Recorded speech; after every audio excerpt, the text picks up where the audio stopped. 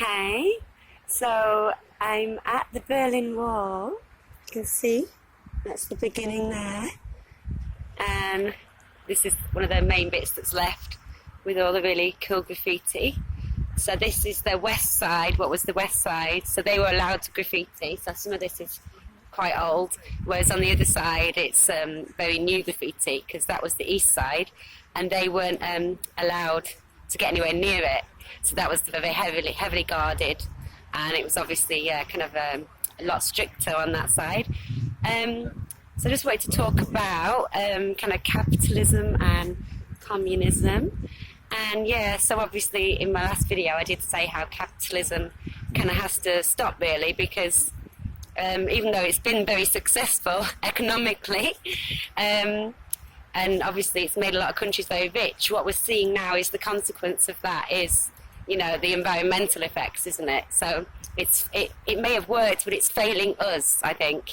That's what we're seeing playing out. But obviously that doesn't mean by any means that I am a capitalist, no, communist. I'm definitely, I think they've both failed, really. I think communism has been shown to have failed, hasn't it? Because there's not really any communist countries that have worked out. Certainly not for the people, and also there's always a lot of corruption, and I think that's true in any kind of big, powerful government, isn't it? So even when they've got the best intentions, it doesn't work. So I don't think it's about capitalism v communism.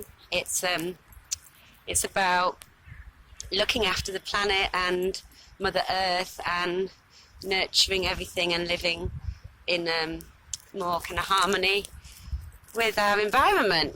Just quite an obvious thing, really, isn't it? And I think if people do that, then they'll actually be a lot happier as well, because we should be, we're very affected by our environment, aren't we? So if you're in a horrible environment and surrounded by concrete and no trees and things, I think it will make people miserable. Whereas